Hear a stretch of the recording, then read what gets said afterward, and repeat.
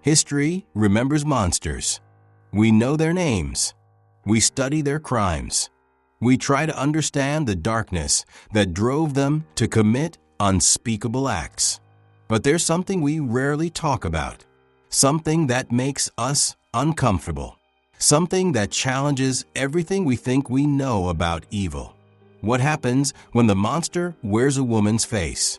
Society has conditioned us to believe certain things, that women are nurturers, caregivers, mothers, the gentler sex, the fairer sex. We're taught that violence is masculine, that brutality belongs to men, that when we think of serial killers, torturers, and sadists, we picture a man. But history tells a different story, a darker story, a story about women who shattered every expectation, who wielded cruelty like a weapon, who killed without remorse, who tortured without mercy. Women who weren't victims turned villains. Women who weren't corrupted by circumstance. Women who were simply, purely, calculatedly evil. Tonight, you're going to meet 5 of them. 5 women whose names became synonymous with horror. 5 women who used their femininity as camouflage, who exploited society's blind spots, who killed for decades before anyone suspected. 5 women who proved that evil has no gender. The first woman bathed in the blood of young girls. Literally, in her castle, hidden in the fog-covered mountains of Hungary, she built a torture chamber. For decades, she lured peasant girls with promises of work. They arrived hopeful. They died screaming, and she watched, fascinated, as their blood drained onto marble floors. The second woman was beautiful, stunningly beautiful. Blonde hair, blue eyes, perfect Aryan features. She was only 18 when she joined the SS. By 20, she was the most feared guard in Auschwitz. Prisoners called her the beautiful beast. She would select victims for the gas chambers with a smile. She would whip women until they died. She would set her trained dogs on inmates for entertainment. And she would laugh. Always she would laugh. The third woman seemed ordinary. A secretary from Manchester. A churchgoer. Someone you'd pass on the street without a second glance. But she and her boyfriend killed children. 5 confirmed victims, likely more. The youngest was 10 years old.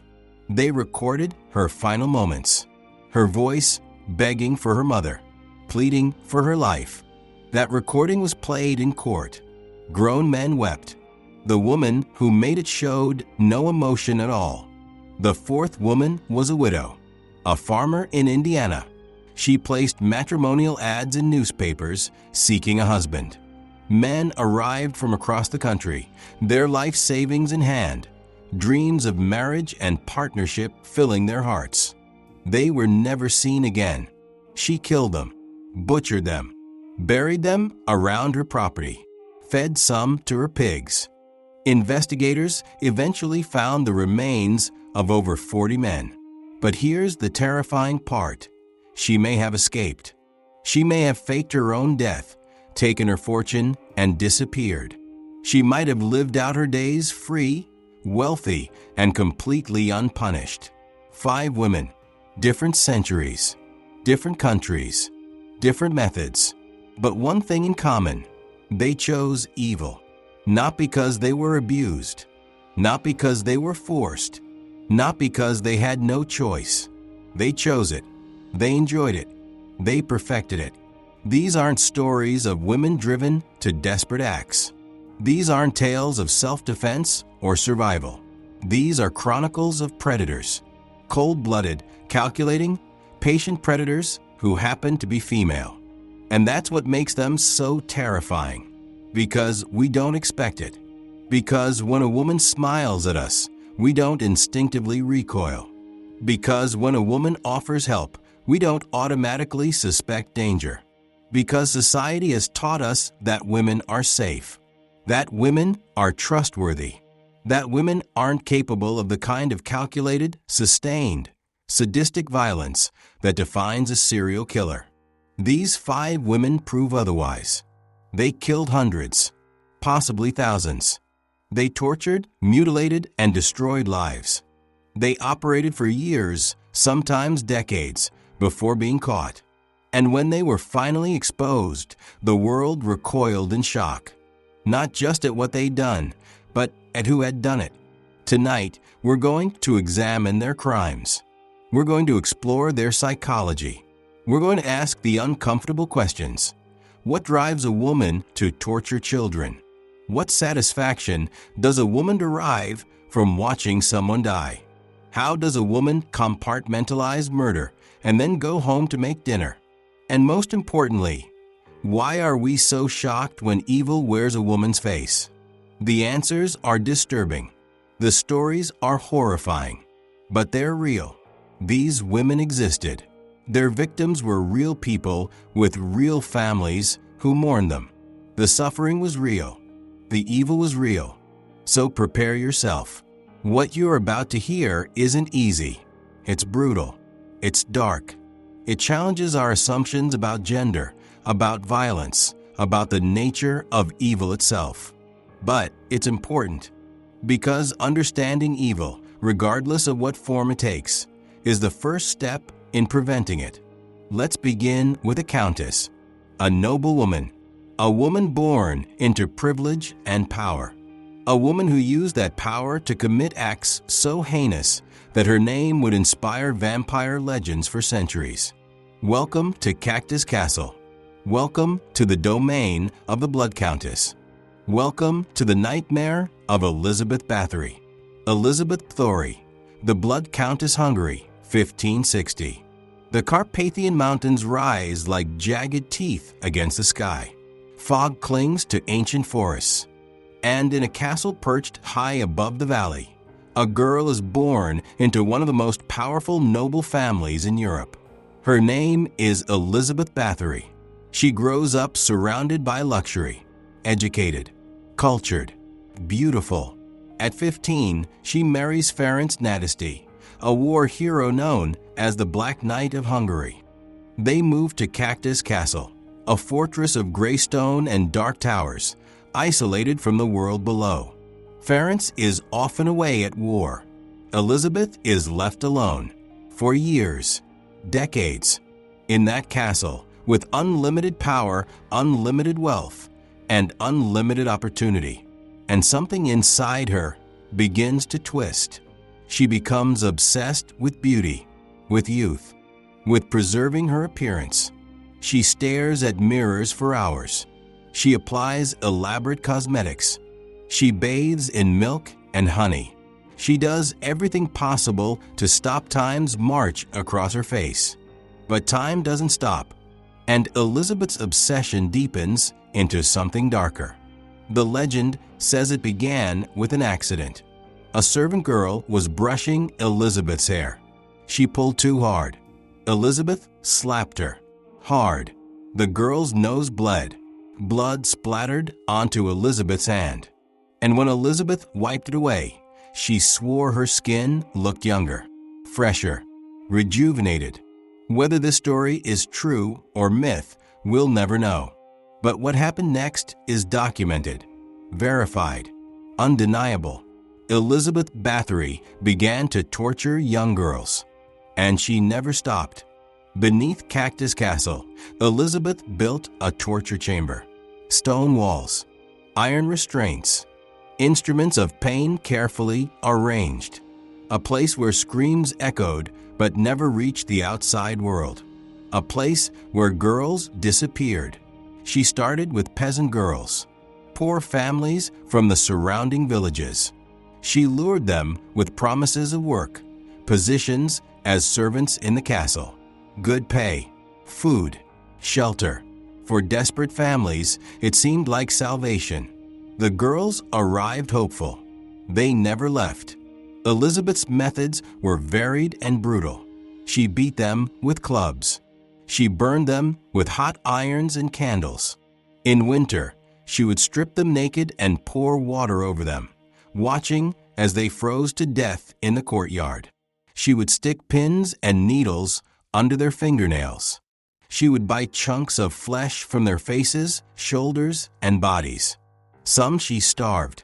Some she mutilated. Some she tortured for days before allowing them to die. And the blood. Always the blood. The legend says she bathed in it.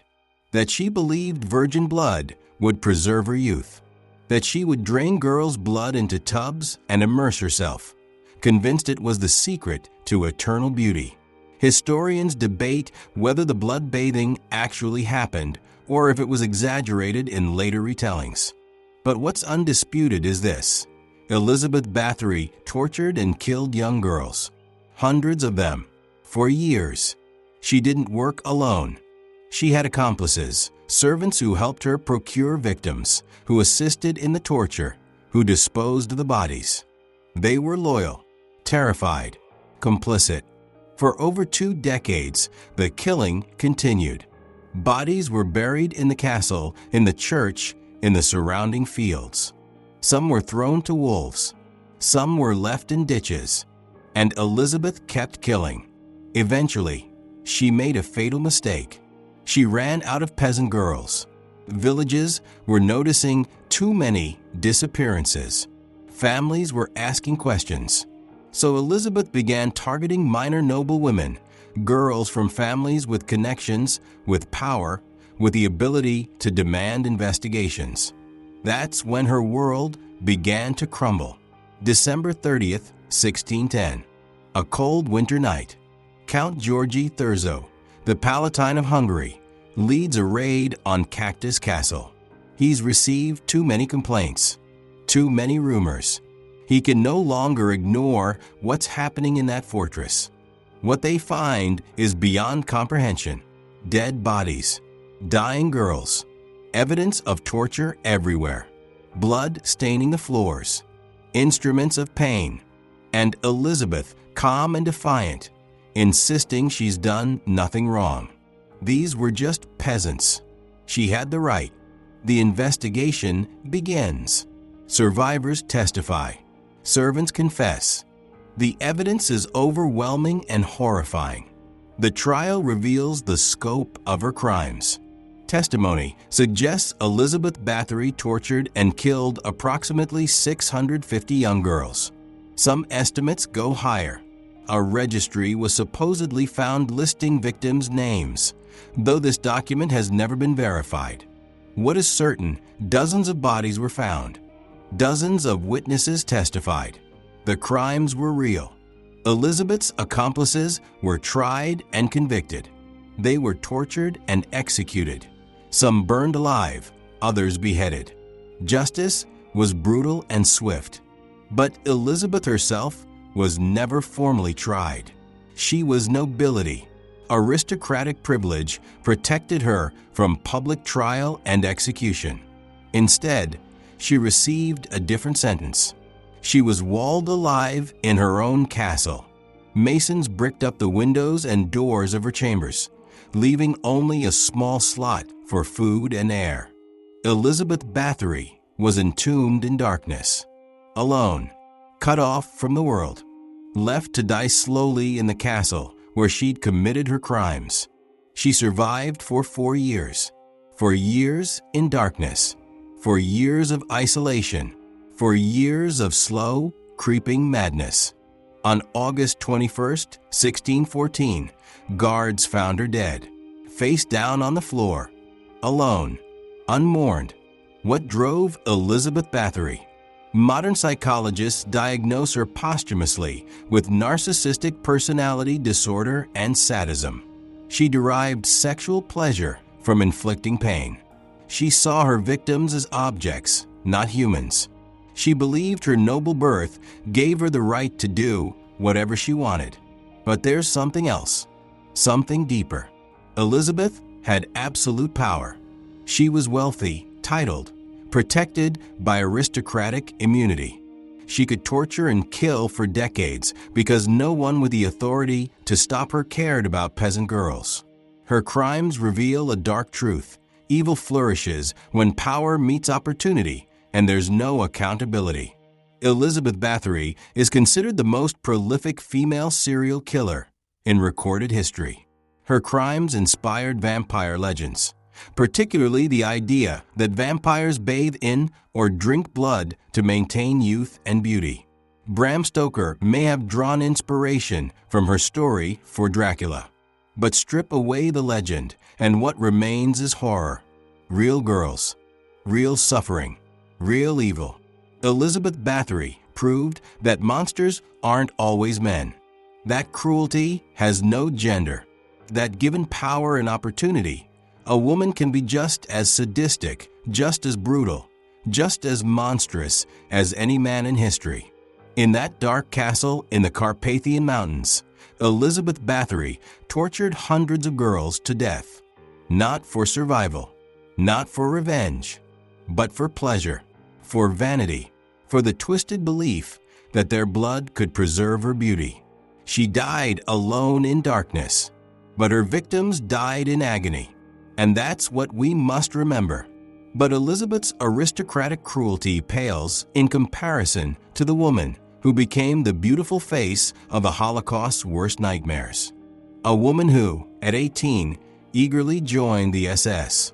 A woman whose beauty made her victims' suffering even more surreal. A woman who proved that evil can have blonde hair, blue eyes, and a smile that chills the blood. Welcome to Auschwitz. Welcome to Bergen-Belsen. Welcome to the domain of Irma Grese, the beautiful beast. Irma Grese, the beautiful beast of Belsen, Germany, 1923. A girl is born in the village of Rechen, Mecklenburg. Her name is Irma Ida Ilse Grese. Her childhood seems unremarkable. Middle-class family. Father a dairy worker. She attends school. She works as a shop assistant. Nothing suggests the monster she'll become. But in 1938, when she's 15, her mother commits suicide. The reason is never fully explained. Some historians suggest she couldn't live with the Nazi ideology consuming Germany.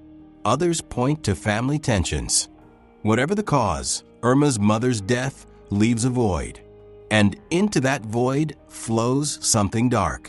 In 1942, at age 18, Irma Grese volunteers for the SS. She's not conscripted. She's not forced. She volunteers, eagerly.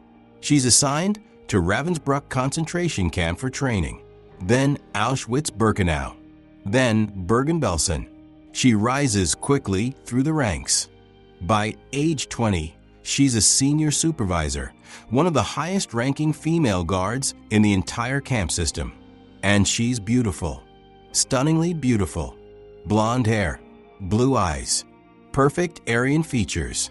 The Nazi ideal made flesh. The prisoners call her the beautiful beast, the blonde angel of hell, the hyena of Auschwitz. She's the youngest female guard in the camps, and she's the most sadistic. Picture this. You're a prisoner in Auschwitz, starving, exhausted, terrified. You hear the sound of boots clicking on concrete. Everyone freezes. Everyone knows what that sound means. Irma Grese is coming. She's 20 years old. She's wearing a perfectly pressed uniform, polished boots, a leather whip coiled at her side, a pistol on her hip, 2 trained German shepherds at her heels. And she's smiling. Irma's signature was her appearance. She was meticulous about it. Hair perfectly styled, uniform immaculate, boots polished to a mirror shine. She wanted to look beautiful while she inflicted suffering. And inflict suffering she did. Her methods were varied and brutal. She would whip prisoners until they died, literally beat them to death with her plated whip. She carried it everywhere, used it constantly. Survivors testified that she would whip women's breasts until they were shredded. She would beat pregnant women in the stomach until they miscarried. She would set her dogs on prisoners for entertainment. She trained them to attack on command. "Man, get the dog," she would shout, and the animals would tear into human flesh while Irma watched, laughing.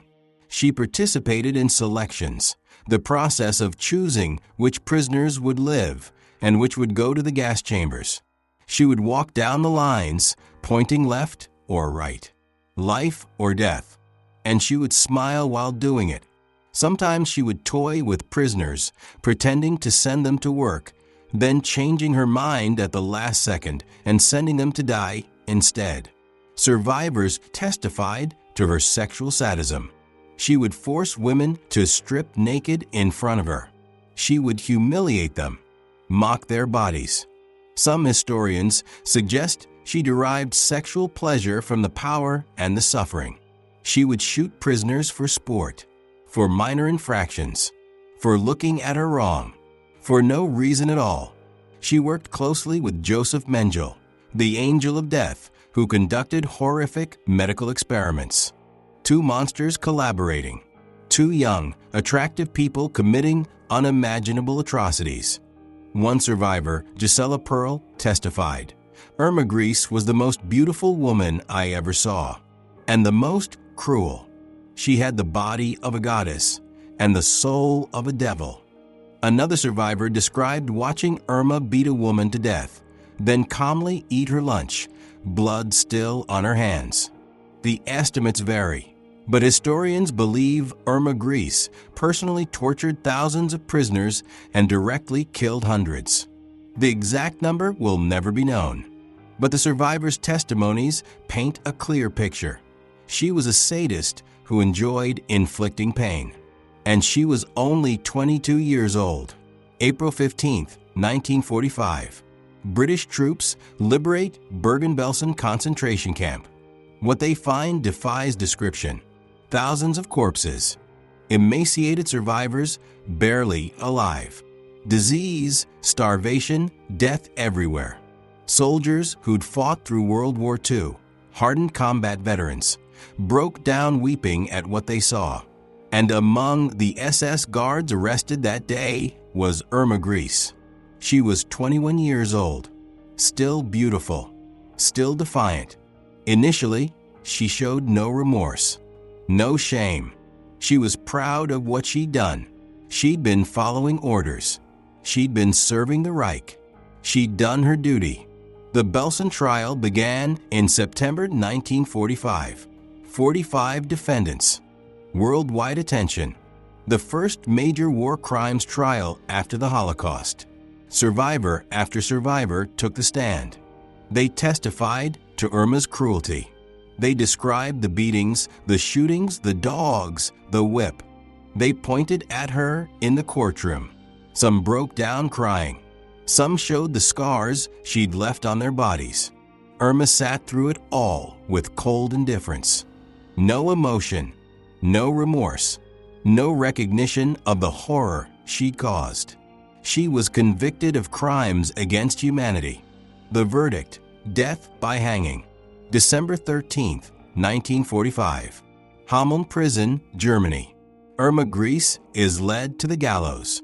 She's 22 years old, one of the youngest women ever executed for war crimes.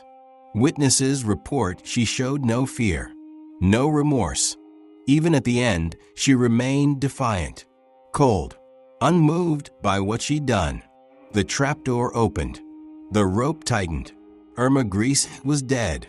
Justice was served. But the questions remain. How does an 18-year-old girl become this? How does someone so young commit such calculated, sustained cruelty? The psychology of Irma Grese has been debated for decades. Some factors: ideological indoctrination. She grew up in Nazi Germany. She was taught that Jews, Romani, and other undesirables were subhuman. This dehumanization made cruelty easier. Absolute power. She had complete control over prisoners' lives. She could torture and kill without consequence. Absolute power corrupts absolutely. Sadistic personality. Some people are simply wired for cruelty. Given the opportunity, they embrace it. Irma appears to have been one of them. Youth and opportunity. She was given power at an incredibly young age. She had no moral framework to resist the evil around her or within her. But here's the disturbing part. Irma Grese had no traumatic childhood, no abuse, no obvious reason for her sadism. She was someone's daughter, someone's sister. By all accounts, she was a normal girl, until she wasn't. The banality of evil. That's what Hannah Arendt called it. The idea that ordinary people can commit extraordinary atrocities when the circumstances align. Irma Grese proves this. She wasn't a monster from birth. She became one. And she became one willingly, eagerly, enthusiastically. Her beauty makes her crimes even more disturbing. We expect monsters to look monstrous. But Irma looked like a movie star. And that cognitive dissonance, beautiful face, hideous actions, makes her story all the more chilling. She died at 22. But she left behind thousands of traumatized survivors who would carry the memory of her cruelty for the rest of their lives. The beautiful beast, the blonde angel of hell, the hyena of Auschwitz. Irma Grese proved that evil can have a pretty face, that youth is no barrier to cruelty, that women are just as capable of sadism as men. And she proved that when evil is given power and opportunity, it flourishes, regardless of who wields it. From the camps of Nazi Germany to the quiet, fog-covered moors of England, evil took a different form. Not ideological, not political, but personal, intimate. A woman who killed not for a cause, but for twisted love. A woman whose friendly smile lured children to their deaths. A woman whose crimes traumatized an entire nation. Welcome to Manchester. Welcome to Saddleworth Moor. Welcome to the nightmare of Myra Hindley, the Moors murderer. Myra Hindley, the Moors murderer, Manchester, England. 1960s, the Beatles are on the radio. Britain is swinging. Life seems normal, optimistic, modern. But in the shadows, something evil is growing. Myra Hindley seems ordinary. Working class background. Secretary. Goes to church. Lives with her grandmother. She's 20 years old. Blonde hair. Pleasant face. The kind of woman you'd pass on the street without a second thought. In January 1961, she meets Ian Brady at work. He's a stock clerk. Intelligent. Brooding. Obsessed with Nazi ideology, the Marquis de Sade, and Friedrich Nietzsche's concept of the Übermensch, the Superman above conventional morality. Myra falls in love. Obsessively, completely, destructively in love. Brady introduces her to his twisted worldview. He gives her books to read about sadism, about violence, about the philosophy that some people are above society's rules. He shows her pornography. He desensitizes her to violence and cruelty. And slowly, methodically, he transforms her. Or maybe he just reveals what was always there. Historians still debate. What's undeniable is this: Myra Hindley, the church-going secretary, becomes a willing participant in murder. Multiple murders. Of children. This is folie, ado, shared psychosis. Two people feeding each other's darkness until it consumes them both, and consumes their victims. July 12, 1963. Saddleworth Moor. A desolate stretch of windswept moorland outside Manchester. Peat bogs. Rocky outcrops. Few visitors. The perfect place to hide a body. 16-year-old Pauline Reed is walking to a dance. A car pulls up. A friendly blonde woman leans out the window. "Can you help me find my glove? I lost it up on the moors." Pauline knows the woman. She's from the neighborhood. She seems nice. Safe. It's just a glove. It'll only take a minute. She gets in the car. Ian Brady is driving. They head up to the moors. Pauline Reed never makes it to the dance.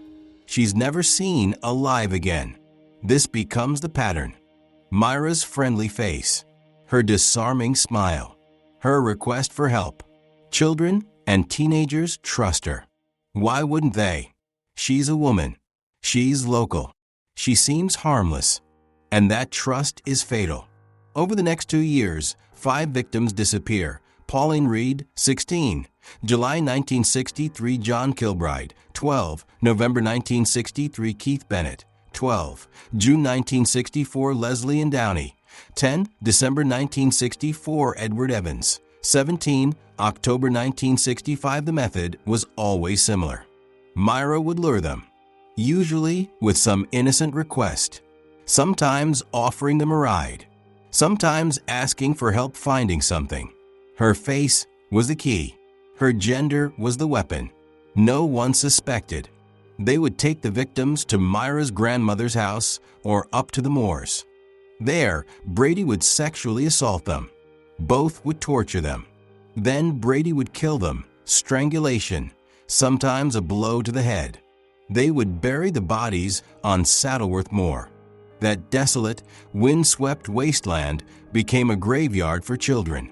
But the truly horrifying part, the detail that haunts people to this day, is the recordings. Brady and Myra recorded Leslie and Downey's torture and murder. They took photographs. They documented their crime. The tape was played at their trial. 16 minutes of a 10-year-old girl begging for her life. Please, God, help me. I want to see my mummy. Please take me home. And in the background, Myra's voice, calm, telling Leslie to be quiet, to stop crying, to do what they say. Grown men in the courtroom wept. Some had to leave. The judge called it the most revolting case I have ever heard. After the murders, Brady and Myra would go home, make tea, listen to music, act normal, as if they hadn't just tortured and killed a child. The casual nature of their evil is perhaps the most disturbing aspect. They didn't kill in rage or passion. They planned it. They enjoyed it. They documented it. Then they moved on with their day. October 6, 1965. Myra's brother-in-law, David Smith, witnesses the murder of Edward Evans. Brady kills him with an axe while Smith watches, horrified. Smith goes to the police. The investigation begins. Police search Myra's house. They find photographs, including pictures of Leslie and Downey, naked and terrified. They find the tape recording. They find left luggage tickets that lead to suitcases containing more evidence. The case breaks open. The nation is horrified. Police begin searching Saddleworth Moor. It takes months, but they find bodies. Leslie and Downey, John Kilbride, eventually, years later, Pauline Reed. But Keith Bennett's body is never found. His mother, Winnie Johnson, would search the moors for the rest of her life. She died in 2012, never knowing where her son was buried. The trial begins in April 1966. It's the most sensational case in British history. The evidence is overwhelming and horrifying. Brady and Myra are both convicted. Life sentences. They'll never be free. That mugshot of Myra, blonde hair, cold eyes, emotionless face, becomes iconic. The face of evil. The most hated woman in Britain. Myra Hindley spent the rest of her life in prison, 36 years behind bars. She was attacked by other inmates, isolated for her own safety, despised by the public. Her name became synonymous with evil. In later years, she claimed she'd been manipulated by Brady, that she'd been under his control, that she was a victim too. But the evidence tells a different story. She was a willing participant. She lured the victims. She was present during the torture. Her voice is on the tape, calm and cruel. Psychologists have debated her psychology for decades. Was she corrupted by Brady? Or was she always capable of this? Some argue she had a dependent personality disorder, that her obsessive love for Brady made her willing to do anything to please him. Others argue she was a psychopath in her own right, that Brady didn't create her evil. He just gave it permission to emerge. The truth is probably somewhere in between. But what's undeniable is this: she made choices. She could have said no. She could have stopped. She could have gone to the police. She didn't. She chose to participate. She chose to lure children to their deaths. She chose evil. Myra Hindley died in prison in November 2002. She was 60 years old. She never showed true remorse. She never revealed where Keith Bennett was buried. The public's hatred never diminished. When she died, there were celebrations. People who'd never met her, who weren't even born when she committed her crimes, felt relief that she was finally gone. She became a symbol, the face of female evil in British culture. A cautionary tale, a nightmare. But the real tragedy isn't Myra Hindley. It's the 5 children who trusted her, who got into her car, who followed her to the moors, who died terrified and alone. Pauline, John, Keith, Leslie, and Edward. Those are the names we should remember. While Myra killed for twisted love, our next woman killed for the oldest motive of all, greed. Pure, simple, calculated greed. She didn't kill in passion. She didn't kill for ideology. She killed for money. And she did it with a smile, a warm greeting, and the promise of a better life.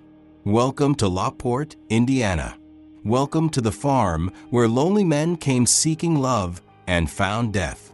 Welcome to the domain of Belle Gunness, Lady Bluebeard, America's most prolific female serial killer. Belle Gunness, Lady Bluebeard, Norway, 1859. A girl is born in the small village of Selbu. Her name is Brynhild Paulsdatter Storset. She grows up poor, rural, dreaming of something more. In 1881, at age 22, she immigrates to America, the land of opportunity, the place where anyone can make a fortune. She changes her name to Belle. She marries. She has children, and people around her start dying. First husband, Mad Sorensen, dies in 1900. The official cause, heart failure. But there's a life insurance policy, and Belle collects. The house burns down. Conveniently, Belle had just increased the insurance. She collects again. She moves to Lockport, Indiana, buys a farm, marries again Peter Gunness. Within a year, he's dead too. A meat grinder accidentally falls on his head. Another insurance payout. Several of her children die under mysterious circumstances. More insurance money.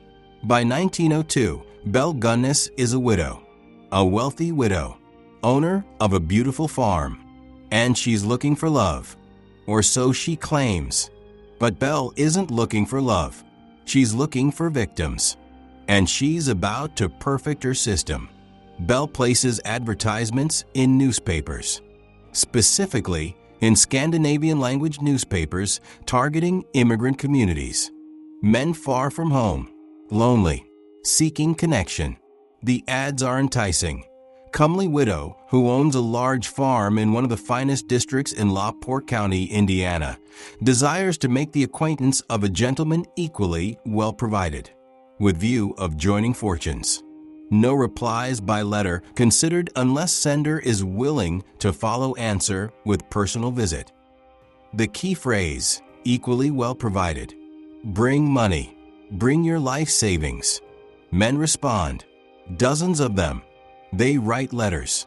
They describe their assets. They dream of marriage, partnership, a new life with a prosperous widow. Belle writes back. She's charming. Then came the disposal. And this is where Belle's background as a farmer's daughter came in handy. She would butcher them. Like livestock. She had the tools. She had the knowledge. She would dismember the bodies, making them easier to bury. She would dig shallow graves around her property, in the hog pen, in the garden, in the yard. Sometimes she would feed parts to her pigs. The farm became a graveyard, and Belle became wealthy. Estimates suggest she killed over 40 men over a span of nearly 2 decades. Some historians put the number higher. The exact count will never be known. She made thousands of dollars, equivalent to hundreds of thousands today. She bought property. She lived well. And she kept killing. Her children helped, or at least knew. Her daughter Jenny became suspicious and started asking questions. Jenny disappeared. Belle claimed she'd sent her to finishing school in California. In reality, Jenny was likely buried on the property too. Belle Gunness was a predator, a patient, methodical, calculating predator. She used society's expectations that women were nurturing, trustworthy, safe as camouflage. Men never suspected the smiling widow would murder them. And that's exactly what made her so successful. April 28, 1908. A fire breaks out at the Gunness farm. Neighbors see flames lighting up the night sky. By the time help arrives, the house is an inferno. When the fire dies down, investigators find 4 bodies in the ruins. 3 children, Belle's remaining children, and a headless adult female corpse. Is it Belle? It must be. Who else would it be? Ray Lamphere, Belle's handyman and former lover, is arrested. He's charged with arson and murder. The theory: he was jealous, he set the fire, he killed Belle and her children. But then the digging begins. Assel Helgelian has been searching for his brother Andrew. Andrew came to Lawport months ago to meet Belle. He was never heard from again. Assel demands the police search the property. They do, and what they find is beyond comprehension. Body after body after body, buried in shallow graves, wrapped in burlap sacks, dismembered, some just bones, some more recent. The farm becomes an excavation site, a crime scene, a house of horrors. Investigators eventually find remains of at least 40 people. Some estimates go higher. The exact number is unknown because many bodies were dismembered and incomplete. But here's where the story takes its most chilling turn. Was the headless corpse actually Belle? Dental records don't match. The body is too small. Belle was over 6 feet tall and over 200 pounds. This woman was much smaller. The head was never found. Convenient.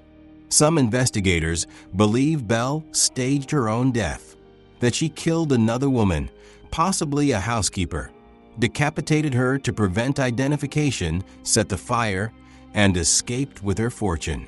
Sightings of Belle Gunness were reported for years after the fire. In Chicago, in California, in Mississippi, a woman matching her description. Always alone, always moving. Was Belle Gunness one of her own victims? Or did she commit the perfect crime, faking her death and disappearing with her blood money? We'll never know. The psychology of Belle Gunness is fascinating and terrifying. She was a pure psychopath. No empathy, no remorse, no emotional connection to her victims. They were simply means to an end, resources to be exploited and disposed of. Her primary motivation was greed. Simple, uncomplicated greed. She wanted money. She was willing to kill for it. And she did, repeatedly, for decades. But there's something else, something colder. Belle was patient, methodical. She would correspond with men for months before luring them to the farm. She would build trust, create false intimacy, make them believe she cared, and then she would kill them. This level of calculation is rare. Most serial killers are impulsive or driven by psychological compulsion. Belle was neither. She was a businesswoman. Murder was her business, and she was very, very good at it. She used her femininity strategically. Society didn't suspect women of violence, especially not widows, especially not mothers. Belle exploited these blind spots ruthlessly. She was also physically capable. At over 6 feet tall and 200 plus pounds, she was stronger than many men. She could overpower victims if needed. She could dig graves. She could butcher bodies. She had the physical strength to do what needed to be done. Belle Gunness is considered America's most prolific female serial killer, possibly one of the most prolific serial killers, period, regardless of gender. And she may have gotten away with it. If she did fake her death, she lived out her days free, wealthy, unpunished. Somewhere under a different name, she may have died of old age, surrounded by comfort purchased with blood money. That's perhaps the most chilling possibility of all. The men who came to Belle's farm were looking for love, for partnership, for a new beginning. They were immigrants like her. They'd worked hard for their savings. They dreamed of a better life. Belle gave them death. Swift, brutal, calculated death. And then she buried them in her yard and went on with her day. 5 women, hundreds of victims. But what connects them all? What makes a woman capable of such evil? What do Elizabeth, Irma, Myra, and Belle have in common? And what does their evil teach us about human nature, about society, about the masks we wear? Let's examine the uncomfortable truths these women force us to confront. 5 women, different centuries, different countries, different methods, but remarkably similar in the ways that matter most. Elizabeth Bathory tortured 650 young girls in her castle, driven by vanity and sadism. Irma grease-whipped, shot, and sent thousands to their deaths in Nazi concentration camps, driven by ideology and the pleasure of power. Myra Hindley lured 5 children to torture and death on the moors, driven by twisted love and shared psychosis. Belle Gunness murdered over 40 men on her farm, driven by pure greed. What connects them? Psychological traits, complete lack of empathy. They saw their victims as objects, not humans, as means to ends, as things to be used and discarded. The ability to compartmentalize. They could torture and kill, then sit down to dinner. They could commit atrocities, then sleep soundly. They separated their actions from any emotional consequence. Pleasure derived from others' suffering. At least 3 of them, Elizabeth, Irma, and Myra, showed clear signs of sadism. They enjoyed inflicting pain.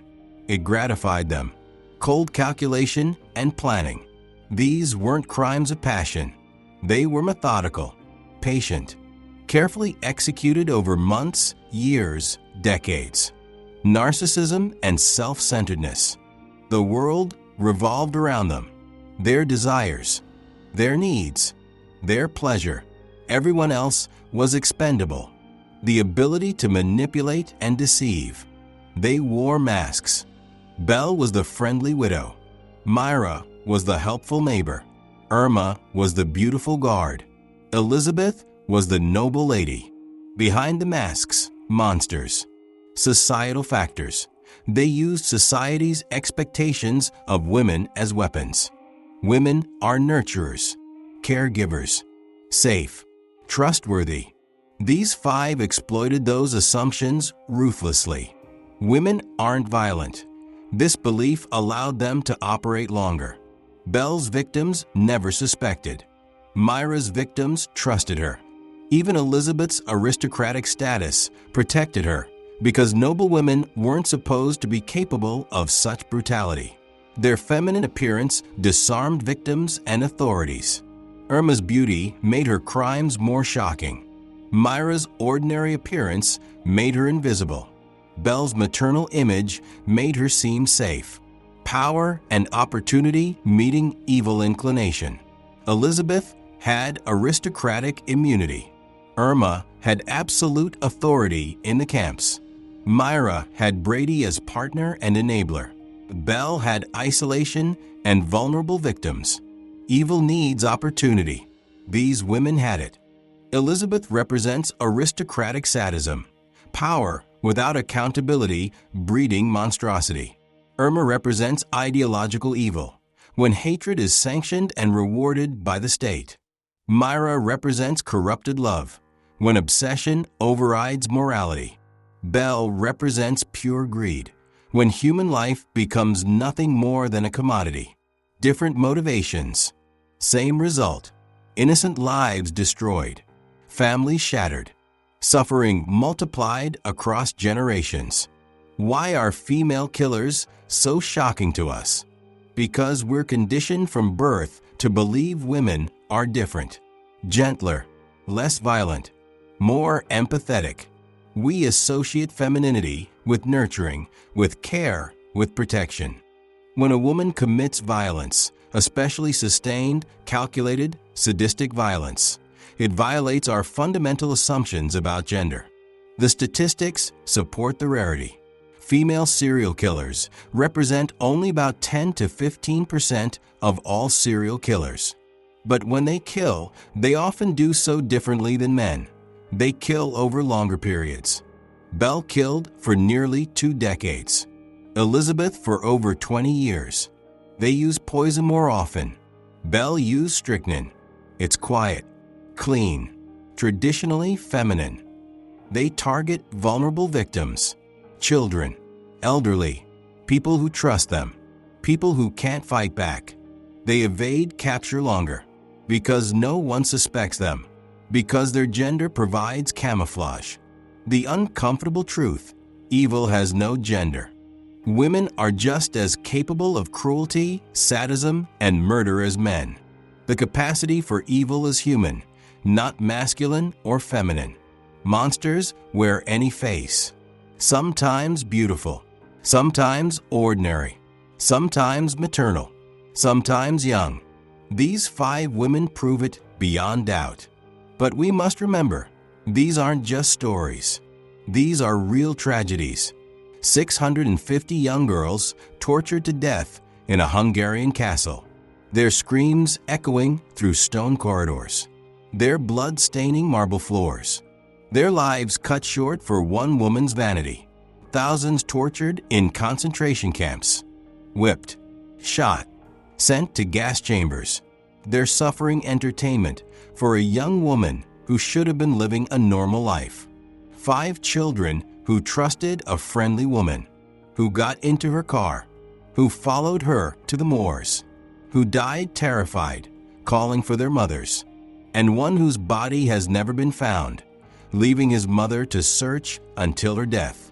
Over 40 men who came seeking love and partnership, who brought their life savings, who dreamed of a new beginning, who were murdered, butchered, and buried like livestock. These are real people. They had families, friends, futures, dreams, all stolen, all destroyed. The real cost of evil is immeasurable human suffering, and we must never forget that. What do these 5 women teach us? Evil exists. It's not a comfortable truth, but it's truth nonetheless.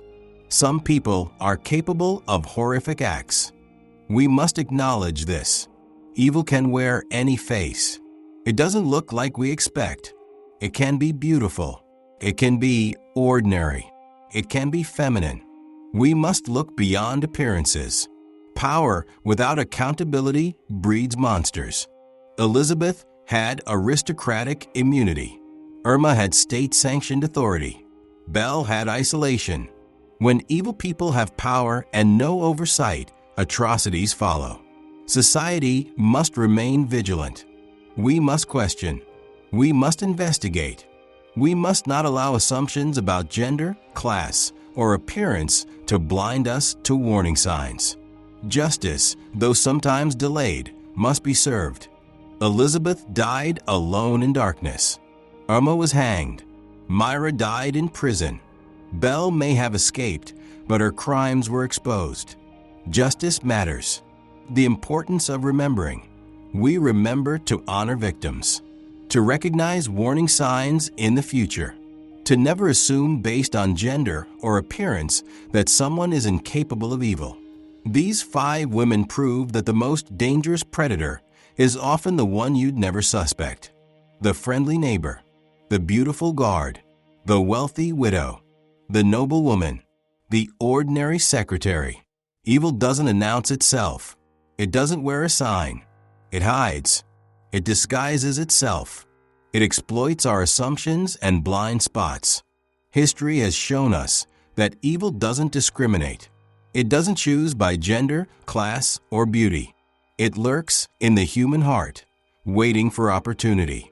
These 5 women, a countess, a guard, a secretary, a widow, and a farmer, had nothing in common except one thing. They chose evil. They chose to inflict suffering. They chose to take lives. They chose to prioritize their desires, vanity, power, love, greed, over human life. And in doing so, they earned their place in history's darkest chapters. The next time you hear someone say, "Women aren't capable of that," remember these names. Remember Elizabeth Bathory, who bathed in the blood of 650 girls. Remember Irma Grease, whose beauty masked a sadist soul. Remember Myra Hindley, whose friendly smile lured children to their deaths. Remember Belle Gunness, who turned her farm into a graveyard for profit. And remember, monsters are real. And sometimes they wear a woman's face. Which of these women shocked you the most? Was it Elizabeth's aristocratic cruelty? Irma's youth and beauty hiding such evil? Myra's betrayal of children's trust? Belle's calculated greed? Or the simple fact that they were all women? Let me know in the comments below. I read every single one. If you want to see more dark history content, more stories that challenge our assumptions and explore the depths of human nature, subscribe and hit that notification bell. And remember, stay curious, stay informed, and never assume you know what evil looks like. Because evil is patient, evil is clever, evil adapts, and evil can wear any face. Thanks for watching. And remember the victims. Always remember the victims.